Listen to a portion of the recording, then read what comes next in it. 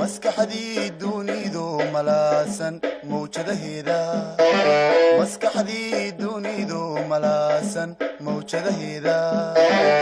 kala miirtay ee macnaysay maarkii qarsoona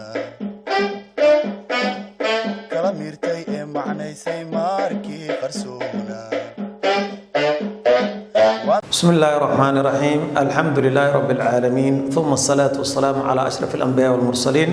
سيدنا محمد وعلى آله ومن تبعهم بإحسان إلى يوم الدين سoo noqod wanaagsan macallimiinta qiimaha ee qaayaha leh waxaan noo bilaabanayo fasalkeeni tobnaad ee maadada af Soomaaliga buugeenan fasalka tobnaad lagu qaadanayo ee maadadina afka Soomaaliga ama afkeena hooyo wuxuu la mid yahay buugii aan sagaalaadka aan ku soo qaadanay bal casharadu waxay ka faahfaahsan yihiin casharadii hore intii buugga hore uu ku hadlayay oo mataqaana uu ka koobnaa ayuu kan u dhow yahay laakiin cashirka wuxuu ka ballaaran yahay cashirkii hore ee sagaalaadka aan ku soo qaadanay ujeedada buugga waa isku hal ujeedooyinka buugga oo mataqaana afka Soomaaliga waxyaabaha la rabo ardayga inuu ka barto casharadeena ay ku salaysan yihiin waxa kamid ah waxyaabaha mataqaana horteena ka muuqdo tusaale ahaan buuggan wuxuu u adeegayaa sidii ardaygu u baran lahaa erayo cusub oo af Soomaali ah tusaale ahaan erayo cusub markaan leenahay erayada afka Soomaaliga ayaa lambar 1 oo ah erayada lambarka koobaad ee af Soomaaliga aan leenahay waxa looga gol leeyahay ardayga Soomaaliga ah ee ku dhashay gobol markuu tago gobol kale inuu mataqaana erayadii u yaqaan ardayga xirfadiisa beeraleyda ay tahay inuu yaqaano xirfada xoololeyda erayada isticmaali jireen ardayga kalluumaysatada inuu yaqaano beeraleyda iyo xoololeyda ardayga xirfadleyda inuu dhamaantood mataqaana u wada yaqaano saas awadeed buuggan wuxuu xoog saari doonaa ama in badan ardayda u bari doonaa erayo af Soomaali ah oo cusub oo eraygu uu yaqaanay oo sagaalaadku uu ku yaqaanay sideedaadku ku yaqaanay dugsiga hoose uu ku yaqaanay oo ku soo afbartay af Soomaaliga ah eraygi oo dhowr meelood kala jooga oo dhowr macnaliyo loo kala adeegsanayo eraygi oo koray oo kobcay oo isbedel ku yimid erayada af Soomaaliga inuu barto lambarka labaad waxa mataqaana buuggan uu xoog saari doona oo uu ka hadlay oo la rabo ardadeena inaan ka dhisno waa naxwaha af Soomaaliga erayeynta ama naxwaha af Soomaaliga naxwaha afka Soomaaliga ah tagtadii itimaadada ardayga inuu kala yaqaano xiriiriyaasha inuu kala yaqaano qurubka iyo lifaaqa meelaha ay ka galaan isbedelka afka mataqaana naxwadeena sida ay ula jaan qaadi karto luqadaha kale qaab dhismeedka luqadeena u samaysanto erayada lagu garan karo ama astaanta af Soomaaliga magaca af Soomaaliga astaamaha lagu garan karo falka af Soomaaliga magaca astaamaha lagu garan karo falkaabka af Soomaaliga astaamaha lagu garan karo waxaas oo dhan naxwaha ay mataqaana xoog saari doona marka cashir ma jiro buuggan ku qoran oo ay ka baxsan yihiin ama ardaygu uu sakeereenin erayo cusub una ka baranaynin ama erayo naxwo af Soomaali ama mataqaana uu san ka baranaynin marka buuggeena waxa ku badan ama sidan kuwa hore u soo sheegnay kuwa kale oo dhan ku wada jira inuu buuggeena uu noqon doono mid mataqaana ardayga ka dhisaya erayada af Soomaaliga iyo erayeynta ama naxwaha af Soomaaliga marka labadan qodob tusaale hadaan iri meeshan wuxuu ka baranayaa ardaygeena erayada af Soomaaliga oo hadana la barayo erayeynta af Soomaaliga qodobka saddexaad ee ardaygeena la rabo inuu mataqaana uu in badan uu buuggan uu ka barto waxa kamid ah habka qoraalka loo sameeyo xeerarka kala duwan ee af Soomaaliga mataqaana loo qoro waraaqaha kala duwan ardaygeena markuu qoranayo warqad cabasha markuu mid hambalyo qoraayo markuu mid codsi uu diyaarsanayo inuu mataqaana uu yaqaano erayadii isticmaali lahaa ee ugu haboon af Soomaaliga mugga weyn mataqaana uu kala soo bixi lahaa marka sharciga wax qoridda inuu mataqaana uu ka dhiso sharciga hadalka inuu ka dhiso iyo erayada cusub iyo sidoo kale inuu ka dhiso mataqaana naxwaha waxa kale ardaygeena mataqaana inuu buuggan uu ka barto aanna casharadiisa ay ka kooban yihiin ay dhamaan ka doonaan dhismaha weeraha af Soomaaliga habka loo dhiso weero ama jumlo af Soomaali ah ardaygeena uu mataqaana markuu sameeynayo bandhig ama fagaar ka hadal ama uu la hadlayo mujtamaciisa ama bulshada uu mataqaana uu ku dhaxnool yahay oo Soomaaliyeed uu la hadlayo inuu adeegsado erayo la fahmi karo oo macno ku tusaayo af Soomaali xambaarsan asaga oo adeegsan kara sarbeebta iyo ujeedooyinka qarsoon hababka kala duwan ayadana loo sameeyo wax qodobka kale masqaan asna xoog u saaray maxaa waaye qaab qoraalka habka sharciyada ee loo qoro waraaqaha tii hore aan sheegaynay tan waxay kala duwan yihiin xeerka hadba marka uu joogo meelaha ay mataqaana xiriiriyaasha ay galaan hakadka meesha uu galo joogsiga meesha uu galo casharadaas dhammaan buugana way ku wada lifaaqan yihiin marka waxaan rabnaa ardaygeena inuu ka barto marka macallin intaas oo dhan luqadeeni afkeeni hooyo ee aan baranaynay ee nolosheena oo dhan asalka u ahayd ee la'aanteed Allah subhanahu wa ta'ala anaga qaybta uu noo siiyay la'aanteed marnaba nolosha ayna istaagaynin ayaa waxaan rabnaa ardaygeena inuu la falgalo oo uu wax ka barto oo ayadu uu wax ku barto oo ummadan uu wax ku baro adduunka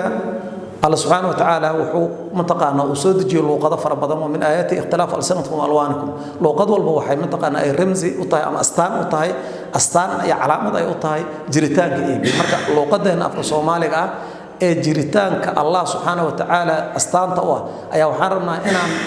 faahfaahino oon kala dhigno oo teknolojiyada casriga maanta aan wax kaga qorno oon tafsiirkeena aan ku qorno oo afkeena aan mataqaana adduunyada aan wax ku gaarsiino marka ardaygeena waxaa la rabaa qaybtaas libaax iyo mataqaana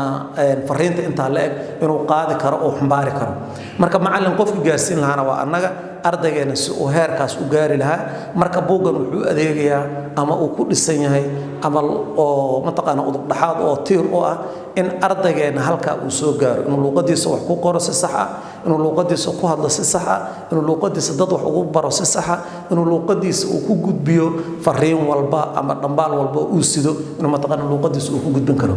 qaab ismeedka ardaygeena inuu mataqaana uu fahmi karo suugaanta iyo qaybaheeda kala duwan luqadeena inta badan waxyaabaha laga soo xigto ama asalka u ah waxa waay mataqaana waa suugaanta aftahnimada dadkeena mataqaana iyo balaaqada Ilaahay subhanahu wa ta'ala uu nagu manaystay ee nagu galaday ee aan luqadaha kale oo dhan mataqaana aan kula tartami karno balse aan kaga horeyno sheegan karno inaan kaga horeyno waxa kamid suugaanta ereyga mataqaana qofka Soomaaliga ama ardayga Soomaaliga waxa la rabaa inuu yaqaano suugaanta iyo noocyadeeda kala duwan asagoo oo yaqaana sarbeebaha iyo humaaga iyo waxyaabaha ay hubisan tahay inuu mataqaana ardaygeena uu soo kala saari karo marka buugeena gibil xidhkiisa ama waxa ku dahaaran ee buugeena aan rabno mataqaana inuu ka turjumo waa inuu ardayga intaan ka kobciyo waa inay erayadiisa kobcaan waa inay erayeyntiisa naxwa kobcaan waa inuu qaab qoraalkiisa ardayga uu kobco waa inuu yaqaano suugaanta af Soomaaliga markay dhagihiisa soo gaaraanba suugaanta uu maqlay badda ay tahay iyo dhanka ay mataqaan iyo godadka ay degan tahay iyo midda ay tahay iyo waxa suugaantani ay xambaarsan tahay ilaa suugaan iskama timaado ilaa hadii mataqaan ay timaado waxaan ku timaadaa qofka suugaanta tirinayo waxna uu diiday waxna uu aqbalsan yahay waxna uu sarbeebayaa oo waxa way mataqaan uu dul maraya ama uu dul kaxaadin ay ku sameeynaya waxna toos u abaaraya marka ardaygeena inuu fahmi karo maldaha iyo sarbeebta luqadda ee mataqaan ee banagu manaysta nuxurka buugeenan maadada af Soomaaliga guud ahaan buugu wuxuu ka kooban yahay 20 ayuu ka kooban yahay 20kaas cashir ee buugan uu ka kooban yahay ayaa waxay ka u adeegayaan dhammaan intii aan sheegnay hadda oo la rabo ardaygu inuu ka barto wuxuuna ka kooban yahay buugeenan hadii la soo ururiyo xirfadaha hadalka oo la barko inta maxaa noogu qoran akhris inuu ardaygu uu barto ardaygeena waxaan rabnaa inuu luqadeena ay ka caawiso uu ka barto buugan uu ka barto oo luqadeena afka hooyo ee dhaxalkeena ahayd ee alla uu nagu manaystay uu ka heli karo akhrin inuu buug ardaygeena uu si fiican wax u akhrin karo hadal waaba ku hadal waan ku afbaranay laakiin hadal xirfadaysan oo macnaysan oo humaag iyo sarbeeb iyo malda iyo dhan walba ardaygu uu ka fahmi karo ayaa buugga casharadiisa ku salaysan yihiin kaasoo ka hadli doona kaasta marka waxa la rabaa ardaygeena inaan si dhab ah asagoo u dhuuxi kara oo la soo bixi kara kala shaqshaqi kara miihaahi kara la soo bixi kara hadalka iyo wixii mataqaana ka dambeeya iyo dhambaalka iyo fariinta uu sido ardaygeena kaas inuu mataqaana uu gaaro buuggeena taas ay u adeegayaan dhageysi ardaygu waa in uu markuu dhageysto murtida af Soomaaliga ama eraya af Soomaaliya markuu dhageysto uu fahmi karo eraygan hadduu isbedel ku yimid oo asalkiisa si ahaa oo qaab kale loo sameeyay tusaale ahaan marka aan joogno suugaanta oo kale waxa laga yaabaa qofku xaraf si ahaa inuu suugaan ama qaafiyad aawadeed oo xaraf u bedelo oo si kale u jabiyo markuu si kale u jabiyo asal eraygan meesha uu ka yimid iyo xarafka hadda uu yahay iyo suu ahaan jiray inuu fahmi karo markuu dhageysto tusaale waa heesba waxay ahaan jirtay ileen hoohin kuma bogsiiso halaacal wax kuma keeno hamigu walwal kama biyo adduun hawle kama dhamaato erayga oohin hadda maxaa meesha u qoran hoohina qoran marka ardaygu inuu fahmi karo buuggeena marka waxyaabaha uu ka hadli doono waxaa kamid ah in erayada marka noocaas oo kale asalkooda waa ka dhahaynay eray laga yaabo waagi hore inuu si ku soo ifbaxay in la bedelay sidaan hore u sheegnay waxa waay mataqaana tusaale ahaan waxaa la dhihi jiray qalanjo ayaa waxaa loo yaqaanaa maroodiga dhadiga ah soomaalideennii hore ee mataqaanaa daaqsatada ahayd maroodiga dhadiga waxay aqoon jireen qalanjo maroodina haddaad fiiriso qaabkiisa dee maroodi waa kaan aragnay markaasaa waxay dhihi jireen qofku markuu wax foolxun ay suureynayaan yaa waxa laga yaabaa inay maroodi ku suureeyaan sidii ninkii wax dhaliilahayay ee mataqaana gabadhii ku yiri sidii qalanjada maroodiga qurux daran qayla dheera haddana waxaan arkaynaa ereyga qalanjo oo hadda mataqaana ama ammaan ama wax kale oo fanka xaqiisa ee loo adeegsaday ereygan isbedelka ku yimid ardaygu inuu fahmi karo hadduu marka suugaantii iyo hidihii iyo dhaqankii iyo soo jireenkii iyo sooyaalkii iyo taariikhda u yaqaano way u fududahay haddii laakiin taas uusa aqoonin waa adkaanay buuggeena marka maadaama in badan cashiro dhaqana ay ku soo aroori doonaan waxyaabo fara badan ee mataqaana looga hadli doono cashirada noocaas ayuu ka faa'iidi doonaa ardaygeena waxaa kale qoraalka af Soomaaliga mataqaana qoraalka qofku wax uu qoray oo uu akhriyay haddana maxaan rabnaa inuu fahmo akhriski iyo qoraalkii iyo fahamkii iyo dhageysigii oo dhammaan xirfadihii hadalka ahaa ayaa u dhaxaad oo buuggeena intaasoo mataqaana xoog saari doona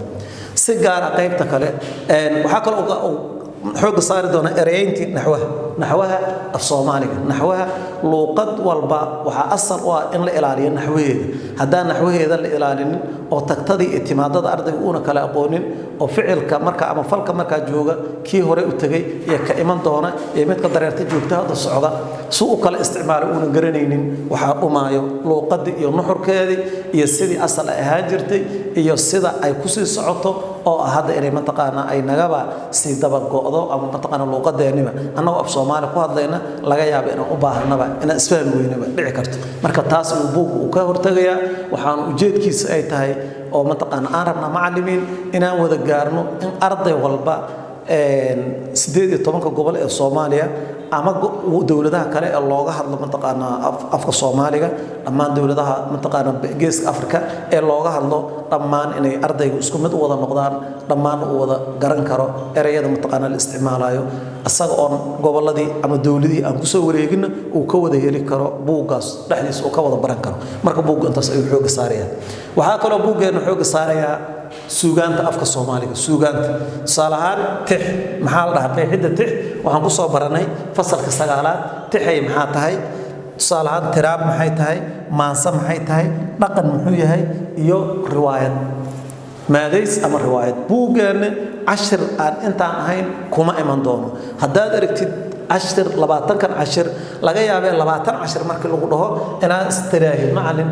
warbuuga waxaa rabaa inuu socdo 8 bilood iyo mataqaana ka badan sanad dugsiyeedka inuu mataqaana uu socdaal rabaa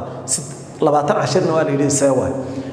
taas macnaheedu marka waxaa waaye buugani halkiisa cashir halka cashir oo buugan ah yaa waxaa laga yaabaa inuu socdo mataqaana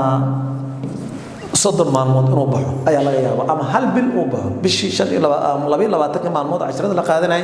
halkaas cashir inuu socdo ayaa suuragal ah halkaas cashir inuu socdo ayaa mataqaana suuragal ah ama ma aha uu yaraan mataqaana 8 maalmood uu baxo iyo wixii la mid ah hadii hadda 30 waa waqti badan laakiin waxa waaye waxaan uga goleeyahay taas oo uga jeedaa buugan waxa laga yaabaa halka cashir inuu muddo dheer uu baxo taasoo sababtuna ay tahay qaabka uu buug u samaysan yahay ee aan arki doono marka intan ayuu buugeenu uu ka hadli doonaa hadduu alla idmo waxaa kale buugeenan haddaan fiirino nuxurka guud ee buuggan uu xambaarsan yahay baraha la rabo inuu meel mariyo oo maadadan uu guto xilkeeda waxyaabaha laga rabo inuu la yimaado bare haddaan la nimaadno xirfadahan soo socda waxaa suuragal ah oo mataqaana sida ugu fiican ama baraha ugu gudashada fiican ama baraha ugu wanaagsan fariintii ama dhabaalka dhab u qaaday inaan noqono haddii laakiin tilaabahan aan garab marno waxaa laga yaabaa in buugga meesha u socday maahine annagana meesha kale aan u rarno mataqaana gaarigan u rarna laga yaabaa marka saas aawadeed buuggan wuxuu u socdaa oo uu ka hadlayaa kow bare inaan xisaabta aan ku tarsano qodobka koobaad ee horteena ka muuqdo ah inuu ogyahay baruhu oo uu raaco inuu raaco habka ardaygu udubdhaxaadka u yahay habka ardaygu uu yahay udubdhaxaadka habka waxbarashada ee ardaygu udubdhaxaadka u yahay halkaas maxaan ka wadnaa meeshaas ujeedkeena waxaa waaye ardayga ayaa iskale buuggana cidda mar walba hadlaysa waa ardayga waxaan akhrinayaa waxaan qorayaa waxaan curinayaa sidoo kale ayuu mataqaana buug u hadlayaa marka su'aalaha arki doonto buuggan waxaa laga yaabaa halka cashir inuu leeyahay 8 waxqabad 9 waxqabad 8 mataqaana su'aalood 8 qaybood oo su'aalaha inuu leeyahay ama inuu leeyahay mataqaana wax ka sii badan inuu mataqaana u leeyahay waxqabadyada buuggu inay aad u tiro badan yihiin ayaa mataqaana dhacayso saas aawadeed buuggeena marka waxqabadyada ayaa aad ugu badan waxqabadyadiisa tirada badan waxay ka turjumayaan mid walba qaybihii aan soo sheegnay mid baa waxay ka turjumaysaa waxqabad in ardaygu uu sameeyo dhageysi fara badan waxqabad baa wuxuu ka turjumi doonaa inuu noqdo mataqaana inuu ardaygu sameeyo qoraal fara badan waxqabad baa wuxuu ka turjumayaa ardayga in loo diro fahan waxyaabo maskaxdiisa lagu baroobaynayo oo fahan oo fikir keenayo marka haday timaado 8 waxqabad cashirka uu leeyahay hal cashir baa qoran halka cashir wuxuu leeyahay 8 su'aalood 8 qaybood oo su'aalo ayuu leeyahay ama 8 waxqabad ayuu leeyahay waxqabad wuxuu adeegayaa tusaale inuu ardaygu wax qoro waxqabadda wuxuu adeegayaa inuu ardaygu wax dhageysto midna wuxuu adeegayaa inuu ardaygu uu fahmo cashirka midba marka waxbuu mataqaana u adeegayaa marka waxqabadyada ayaa ku badan marka baraha ka gungaari kara ama ka guulaysan kara ee meel marin kara buuggan macna waa inuu mataqaana ahaado bara raacay habka waxbarista ee ardaygu udubdhaxaadka u yahay marka ardayga ayaa iskale asaga ayaa mataqaana buugga iskale macalinkuna muxuu yahay waa hage sida hortaan ka muuqato macalinkuna waa inuu noqdo hage buuggani wuxuu sababayaa ama uu suuro gelinayaa ee la rabaa inaan xilkiisa u gudano waxyaabaha mataqaana soo socdaan arki doono in uusan noqonin buug markii uu cashir ku dhammaado kadib imtixaanka la qaado laakiin imtixaanka la qaadayo xiiso walba oo lagu guda jiro in imtixaanka la qaadayo oo imtixaankii uu socdo markuu imtixaanka buugga uu socdo see ku soconaa waa arki doonaa habka ugu fiican mataqaana uu ku socon doono marka in lala yimaado oo la sameeyo in ardaygu udubdhaxaad buugga u yahay macallin inaad ogaatid oo xisaabta aad ku darsatid cidda hadlaysa iyo cidda lala hadlaayo in ay mataqaana ardaygu inuu yahay qofka hadlaayo qofka inuu qoral rabo qofka inuu akhriyo rabo in ardayga maskaxdiisa la tuujiyo oo laga soo saaro hal abuurka iyo hibada Ilaahay subhanahu wa ta'ala uu galiyay iyo xirfadaha mataqaana uu leeyahay iyo waxyaabaha mataqaana ardayga u goonida in laga soo saaro oo aan noqonin waa ku sheega ii sheeg oo mataqaana aan saas oo kale laga daahay waaye inuu ku dhaqmo waxbarista qaabka waxbarista mataqaana macallinku iskaashiga ardayda inay ardaydu dhaxdo iskaashi oo mataqaana uu ka dhaxayo oo waxaan arki doonaa su'aalo ku salaysan siyaasadda buuggan waxaan arki doonaa su'aalo ama weydiimo mataqaana ku salaysan dood waxaan ka doodaynaa ardayda oo dhahay sida mahmaha oo kale waxaan ka doodaynaa arrintan oo kale marka buugga uu u samaysan yahay hab dood ah inuu mataqaana ardayda ay doodaan dhaxdooda marka doodaas maxaa waaye macallinku wuxuu ka yahay waa hage asaga ayaa garsoorihi ah ardaydana waxay ka doodayaan arrintan dooda waxay ku iman kartaa qoraal waxay ku iman kartaa hadalka ardayga muhiimadda u leedahay maxaa waaye inuu hadhow ardayga mujtamaca dhexdiisa ama bulshadeena Soomaaliyeed inuu mataqaana dhaxdeeda uu ka hadli karo uu la hadli karo dadka uu waxna u sheegi karo kuna soo bandhigi karo xirfadihiisa Allah subhanahu wa ta'ala iyo hibada uu siiyay ah codkarnimadiisa iyo hadalkiisa iyo fagaara ka hadalkiisa inuu noqdo arday hadhow fagaaraha ka hadli kara marka su'aalaha oo dhan oo ku soo noqnoqonaya buugga ee la rabo baruhu inuu ka ahaado asagu hage ardaygan uu ahaado udubdhaxaad cidda mataqaana su'aalaha ay ka turjumayaan ardayga ay tahay su'aalahaas u taagan qaarkood waxay u taagnaan doonaan aan iri fikir su'aal keenaysa fikir ardayga inuu fikiro wax qabad dhan wuxuu ku salaysan yahay arki doontaa macallin inuu yahay mataqaana fikir oo ardaygu mataqaana fikirayo mid ku salaysan qoraal waxaan qorayaa mid ku salaysan dood waxaan ka wada hadlaynaa mid dood ku salaysan mid fikir ku salaysan mid qoraal ku salaysan mid dhageys ku salaysan waxaan dhageysanayaa kadibna waxaan ka wada hadli doonaa su'aalo saas oo kale mataqaana inay noo iman doonaan marka ardaygan waxaan rabnaa inuu ka kobco oo uu ka koro oo wax ka fahmo dhanka fikirkiisa inuu firfircooni la yimaado dhanka qoraalkiisa inuu mataqaana isbedel ku yimaado dhanka akhriskiisa inuu mataqaana isbedel ku yimaado dhanka fahankiisa inuu mataqaana isbedel ku yimaado marka buuggan intaas oo dhan ayuu mataqaana u adeegayaan buugga intaas oo dhan ayuu mataqaana u adeegayaa oon rabnaa mataqaana in uu mataqaana uu buuggeena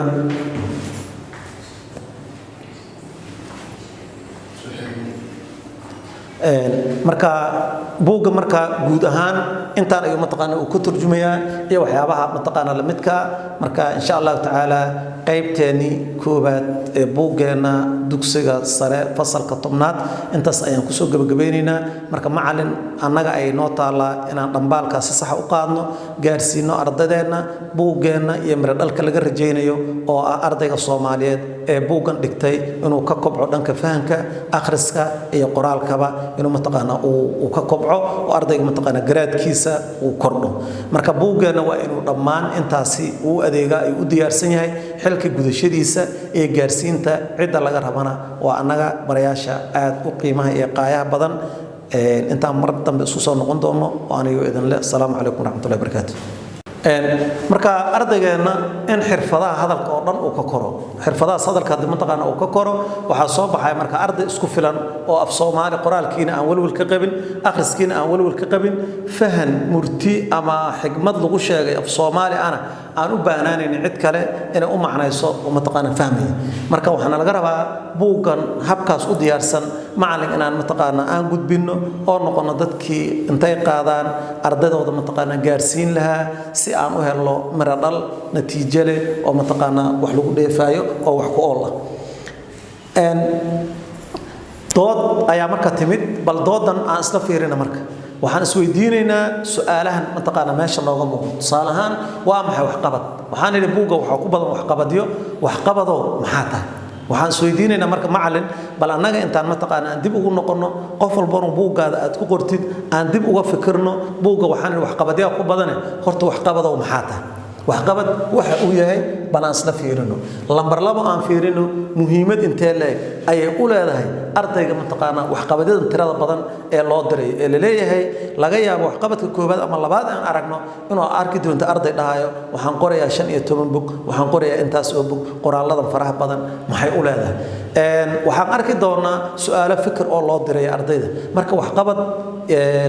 faa'iido intee leeg ay u leedahay ardayda ayadana waa dooda kale ee mataqaana noo furan waxyaabaha marka 40 su'aalood iyo kuwa mataqaana la midka ayaa macallin dhamaanteen aan ka wada doodaynaa haday natiijada wax qabad inuu faa'iido leeyahay soo baxdo ardayda faa'iidada u leedahay ay soo baxdo kaalinta wax qabad uu leeyahay waxbarashada maanta casriga ah ee aan rabno adduunyadan aan ku noolnahay inaan si dhab ula noolaano annaga oo ku dhaxnool luuqadeeni alla noo hibeeyay oo afkeeni hooyo haysana kuwa mataqaana ummadaha kalena ka faa'iideysanayna oo wax ku qabsanayna taanan u dhaxaad ay noo tahay macallin waxa muhiim aad iyo aad mataqaana u ah su'aalahan qof walba inuu maskaxdiisa xalkeeda uu ka helo kadibna aan sukeeno oo tala wadaag iyo dood wadaag nafteena aan ka sameeyno oo anagu aan isweydaarsano si mar dhalka aan u gaarno marka su'aalahan ayagana waa kuwa